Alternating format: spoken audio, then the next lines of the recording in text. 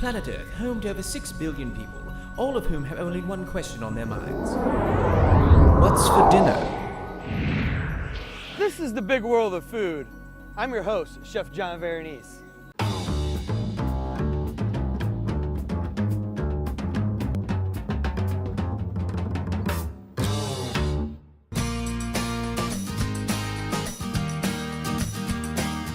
What's your favorite thing to cook? I don't cook. People cook for me.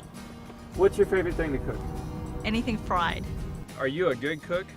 I like it. I like my food.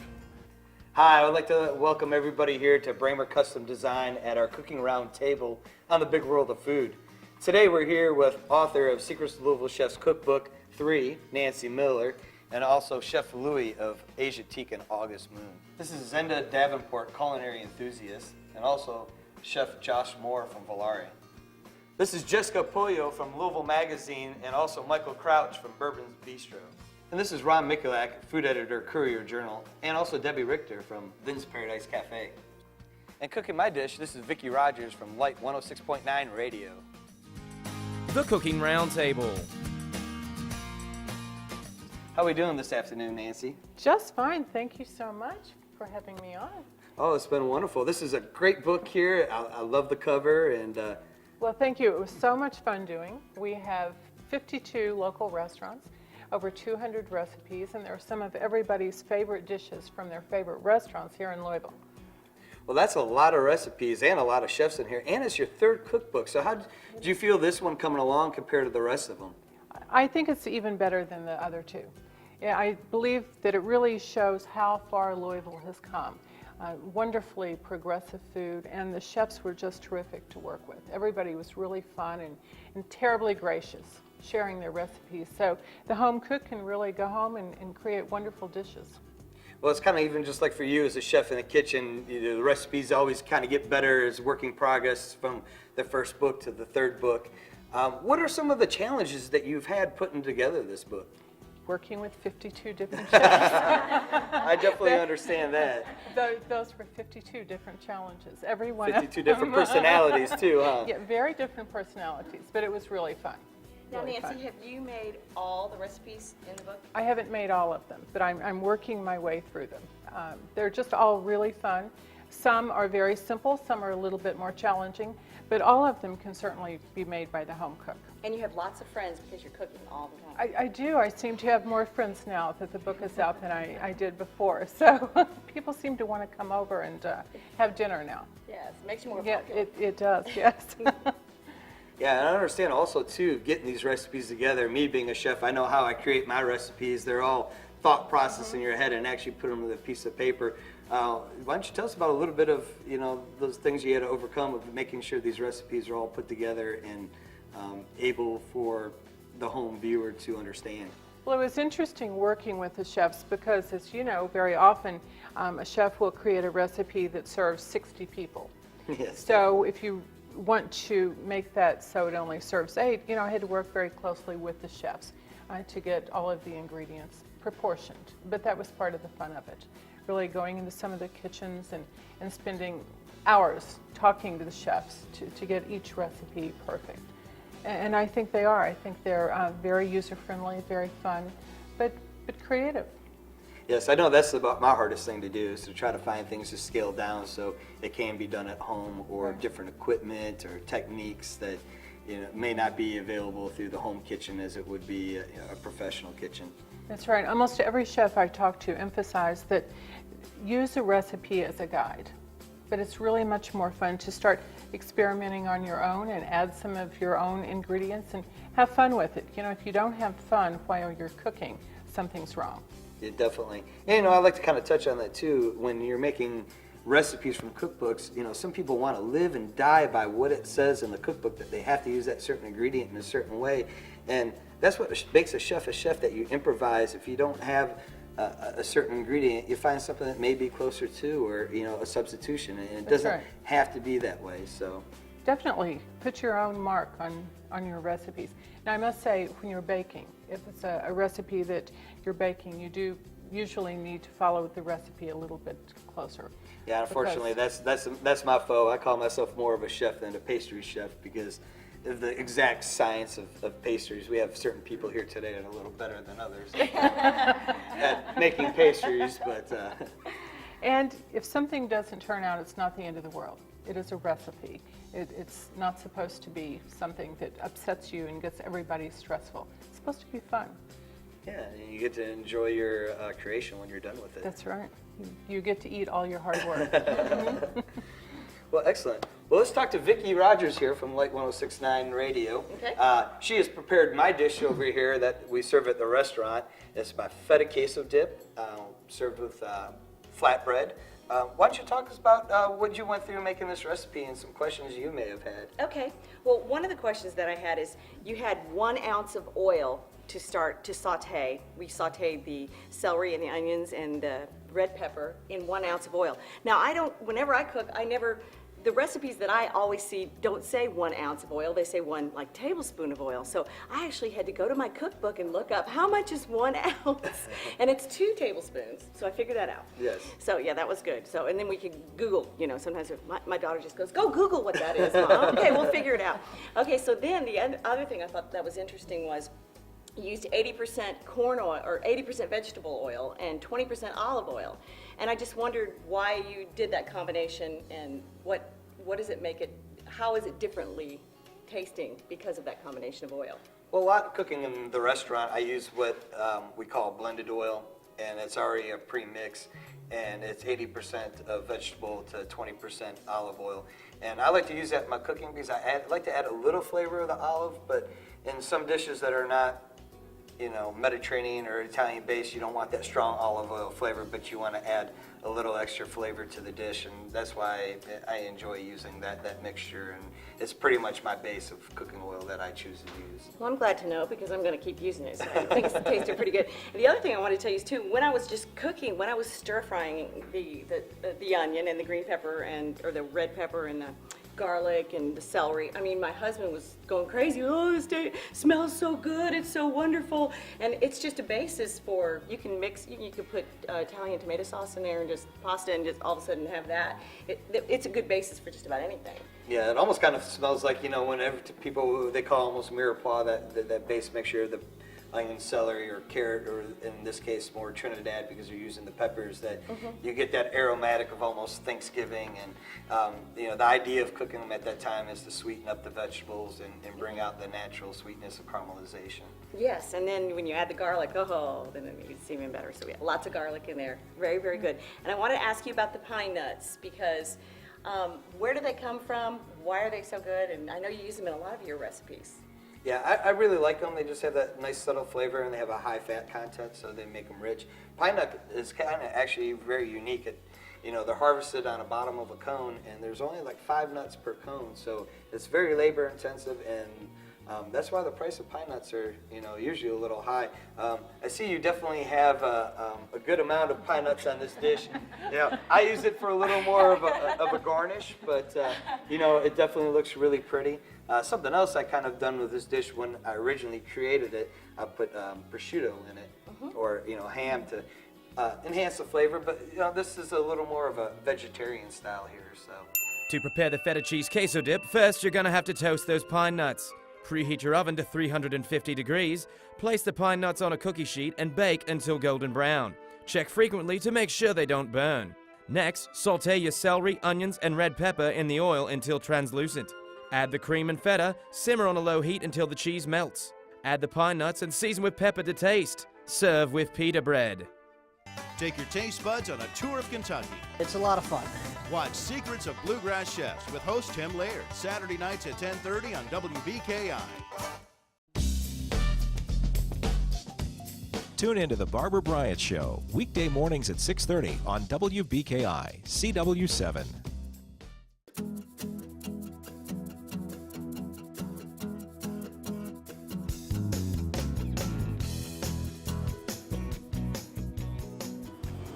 today we're here with Michael Kuna, chef instructor at Sullivan University. How you doing this afternoon, Michael? Good. How are you, Chef? Doing wonderful. So you've worked with some of the finest restaurants in town, and now you've become a chef instructor. What made you want to be on the other side of things? Well, I've always wanted to be an instructor, and that's part of the reason why I originally moved to Louisville, but that was 20 years ago. And I was not near ready to teach others 20 years ago, but I felt that it was, the time was right, and trying to, juggle family time and the hustle and bustle of a restaurant was difficult, so this makes it much easier. And I still get to cook with food, I get to work with young people, so it kind of keeps me young, and I still enjoy doing what I do because it is food related. Well, Michael, what do you believe to be the value of a degree here at Sullivan University? Well, when students come to the university, we get students from all over the country and actually all over the world. So we see students that come to us, and it's basically all about technique. It's about learning the proper way to cook foods from as simple as knife cuts to all the way through techniques like braising and grilling. And when they move on to international cuisine, they learn the cuisines of the world. So they get to take that information with them. But the most important thing is they're learning properly from the university, from a program that we work real hard, and the chef instructors work daily with the students to teach them properly. Well, off the top of the head, can you tell me about any success stories from Sullivan? Any great chefs or people have gone off and done their own thing? Oh yeah, there's dozens actually. I've been in this industry in town for 20 years, and I've seen a lot of chefs come through with me in my restaurants, and we've promoted a lot to sous chefs and executive chefs, and you can definitely tell the talent that comes from the program, and they take that talent with them, and then they teach others. Yeah, I know personally in my restaurant, the majority of my culinary staff is a graduate from Sullivan University. Oh yeah, ours too. We have the program that does interns, and most times when we hire folks for the restaurant, it's through the intern program, so you kind of get to pick the best of the best. Well, that's great too, because it helps the students get placement as they finish graduate and they know where they want to go and how to go about that. Well, and they get to see the hustle and bustle of a real live kitchen. I mean, you know how that is, where it's a different environment than school, but it's something they need to see, and they enjoy it. They really enjoy it. Really important to be out there in the real world. Oh, you got to see what it's like. Yeah, you got to get roll your sleeves up and get in there. Just learn. Well, thank you, Michael. My pleasure, Jeff. There we have it, Michael Kuna, chef instructor at Sullivan University. Interested in a career in hospitality? Give us a call at 502-456-6505 or check us out at sullivan.edu. With 30 years experience in the industry, I've seen the evolution of the point-of-sale system, from the early days of the handwritten checks to now the amazing Aloha system. Here at Veronese, we chose Aloha first of all for its exceptional service, but also its ease of use. We can split checks, even individual items. I can check sales reports, product mix reports. I can literally run the entire restaurant from this one computer. This is why Aloha is our system of choice.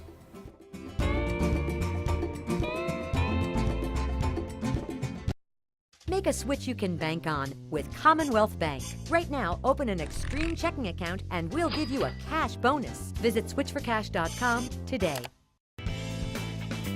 How to Buy brought to you by Creation Gardens, reminding you that dining out makes you happy, so let's start smiling again.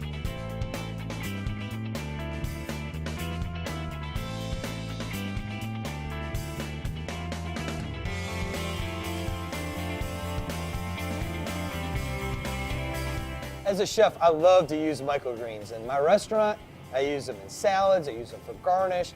And today, Chef Cray at Creation Gardens is going to give us some healthy tips of how to purchase these greens. Well, sure, John. Here we have local flowers. This is a local edible flower. This is a purple orchid. These are actually grown in Thailand. This is a cut microgreen. With these, you want to look for a nice, fresh texture and make sure there's no wilting or signs of spoilage at all. But these are all living microgreens.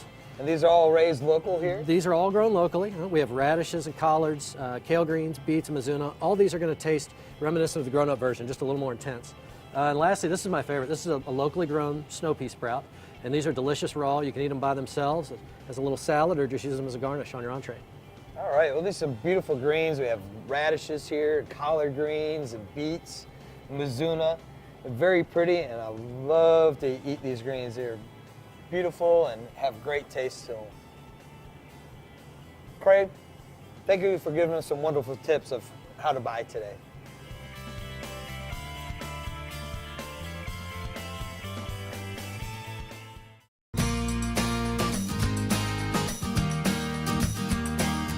Are you a good cook?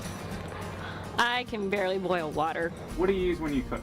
I like to use local products whenever I can.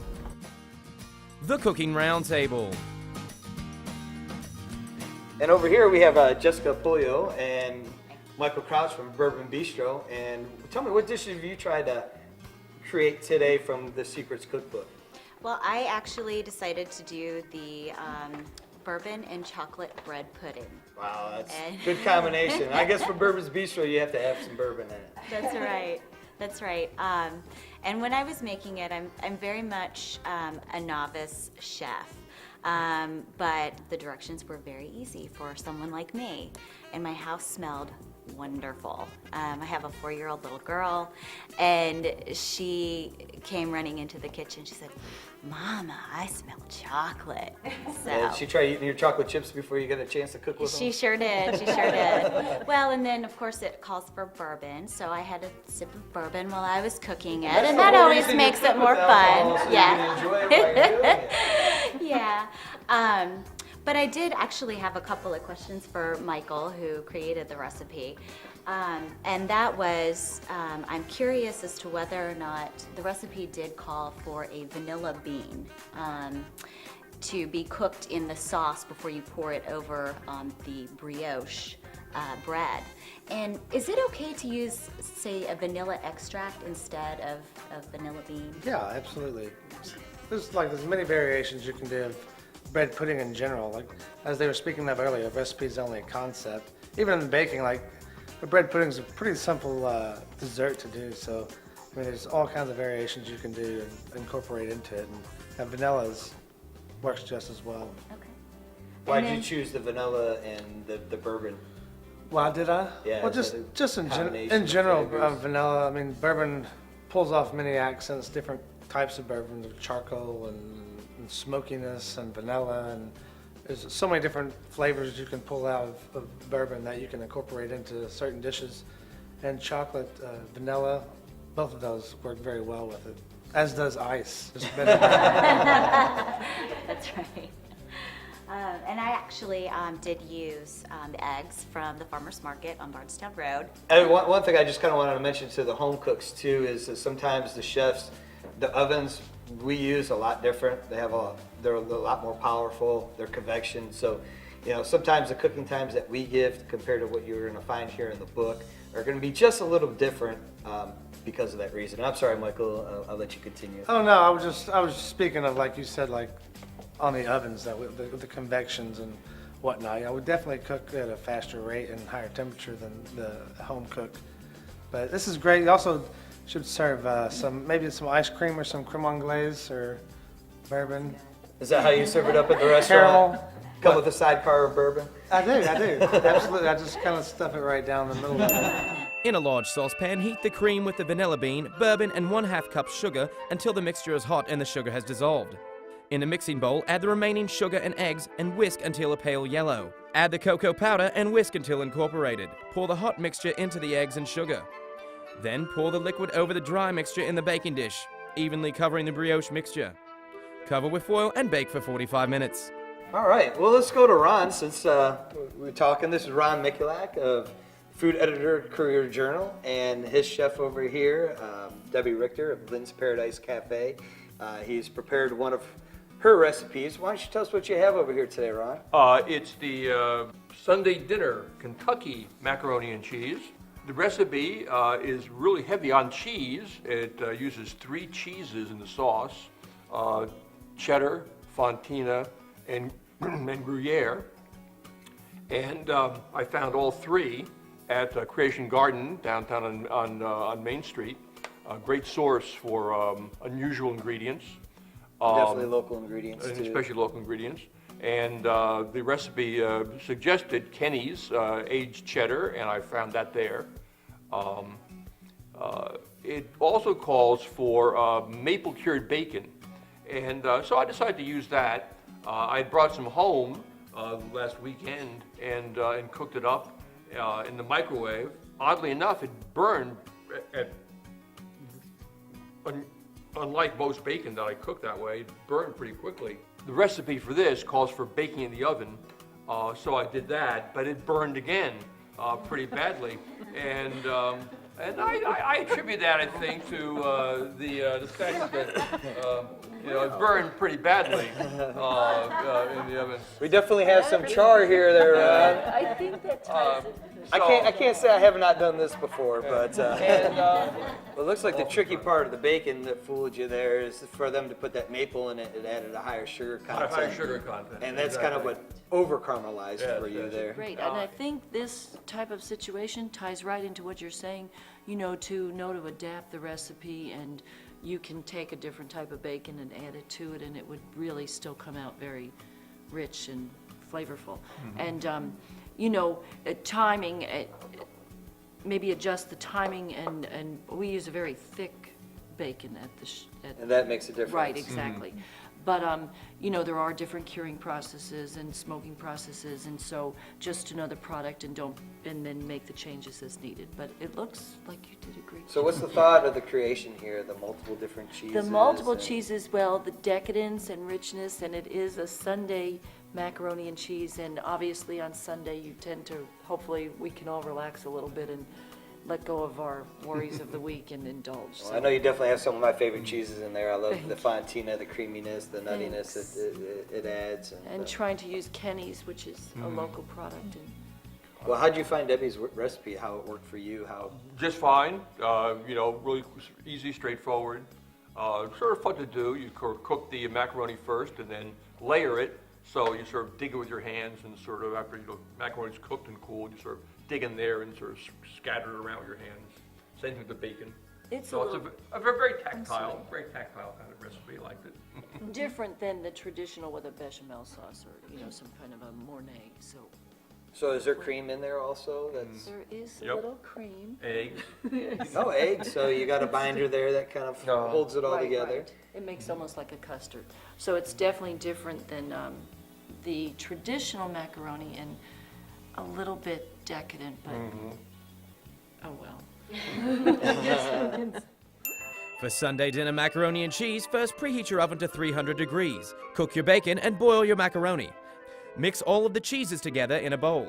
Spray a baking dish with non-stick spray. Spread 1/3 of the cheese over the macaroni and top with 1/3 of the bacon.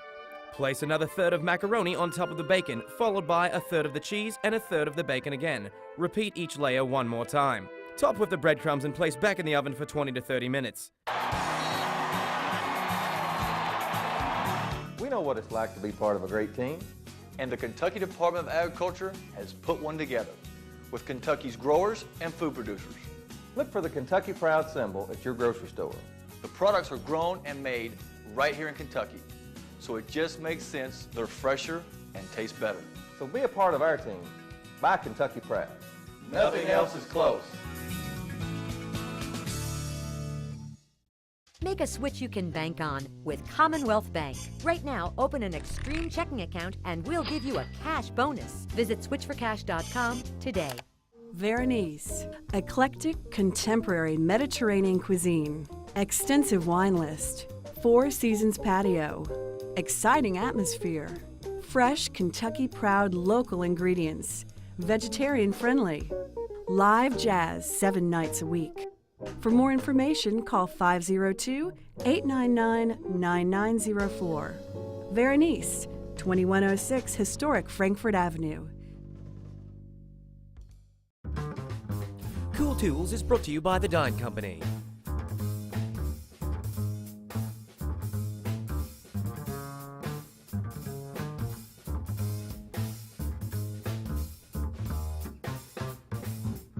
Welcome to another Cool Tools segment brought to you by the Dine Company. Today we have something really neat. We have an offsetted bread knife here. It makes it really easy to cut because the handle is raised a little more, and it's also really sharp. These great for using in multiple different products.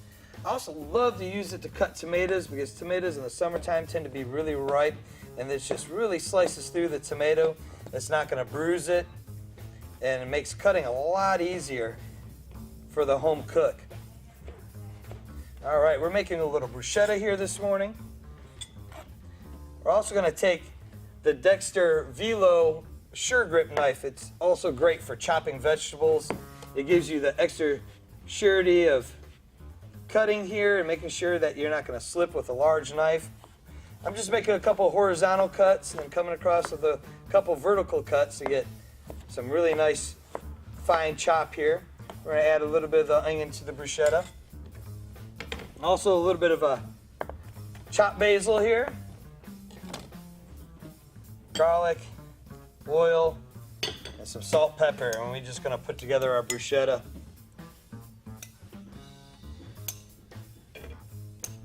All right, and then we're going to use our Queso Pro grater to grate a little bit of fresh cheese on the top. These are great because they come in a couple different sizes. The Queso Pro grater and a large selection of Dexter knives. Just some of the cool tools you can find here at the Dine Company.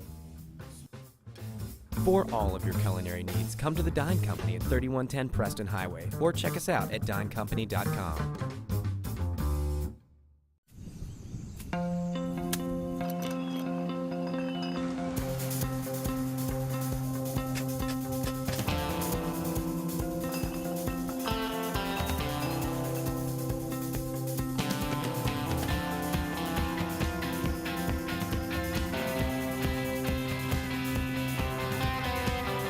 Doing things differently leads to something exceptional in an absolute world.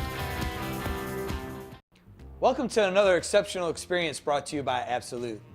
Let's see what exceptional cocktail my award-winning bartender Rory is going to shake up for us today.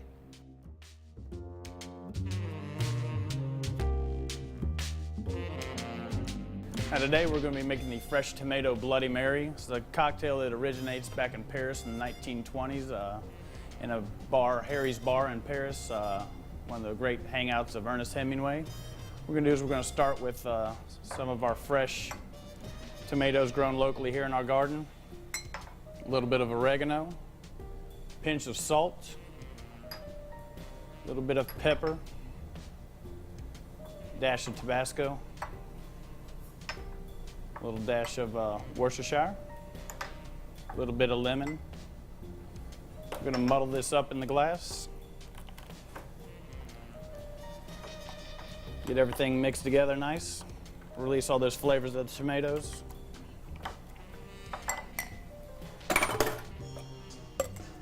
Going to give that a nice little shake. Add a little bit of the Absolut Citron, about 1.5 ounces. You could use Pepar, you could use just regular Absolut, entirely up to you. Give that one more shake. We're going to be serving this in our old-fashioned anchor glass. You can strain. You can either serve this in the anchor on rocks or up in a martini glass. Going to finish that with a little bit of the locally grown grape tomatoes and basil. Now that's an exceptional cocktail.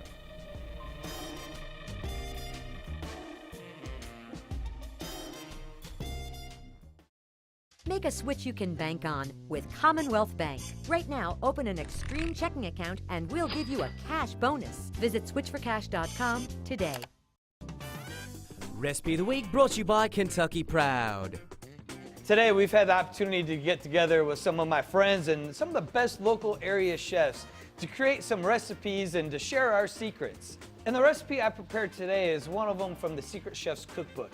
I've made my beef tip tortellini with some Fox Hollow Farms local beef. And we have tortellini filled with cheese. I've tossed a little bit of gorgonzola cream and it's been enriched with a little bit of veal glaze that adds a little more depth to the dish.